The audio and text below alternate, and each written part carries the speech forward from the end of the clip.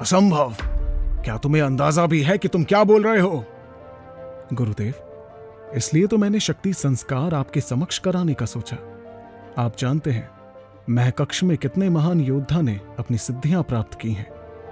कि अगर हम उस महकक्ष में अंबा का शक्ति संस्कार कराएं तो क्या ये संभव नहीं है गुरुदेव? कुंडार में सबसे समृद्ध परिवारों में से एक चंद्रसेन परिवार के घर में खुशी का माहौल है, क्योंकि आज उनकी बेटी अंबा का शक्ति संस्कार होने वाला है, जिसमें अंबा को उसकी शक्ति के अनुसार एक दिव्यास्त्र मिलेगा। अगर अंबा एक शक्तिशाली योद्धा बनकर सामने आती है तो इस सेंद्रसेन परिवार शक्तिशाली बन जाएगा।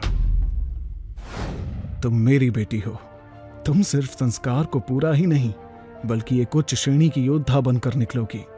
मुझे तुम पर पूरा भरोसा है अंबा। सिद्धार्थ तैयार है? सिद्धार्थ अंबा का बचपन का दोस्त और रक्षक है, लेकिन अब वो उसका मंगेतर भी है। विक्रमादित्य के आदेश को मानते हुए अंबा महकक्ष में ध्यान मुद्रा की तैयारी कर रही थी, लेकिन तभी आसमान से बहुत जोर की बिजली कड़की और छत को चीरती हुई सीधा अंबा के ऊपर गिरी। मगर यह सिलसिला रुका नहीं। गुरुदेव के मंत्र पाठ खत्म होने पर भी यह बिजली गिरना बंद नहीं हुई। गुरुजी, ये क्या हो रहा है? अंबा पर इतना वज्रपात क्यों हो रहा है? यह तुम्हारी वजह से हो रहा है।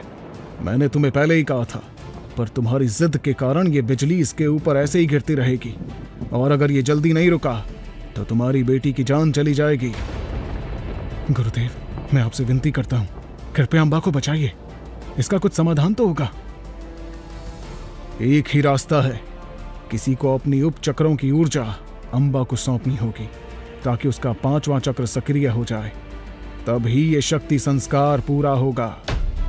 सिद्धार्थ बेटा, अंबा की जान बचाने के लिए तुम्हें त्याग करना होगा। क्या सिद्धार्थ अपने प्यार को बचाने के लिए अपनी जान कुर्बान कर देगा? क्या अंबा बच पाएगी और शक्ति संस्कार के बाद वो शक्तिशाली हो जाएगी? किस वजह से विक्रमादित्य अपनी बेटी की बलि देने को तैयार थे?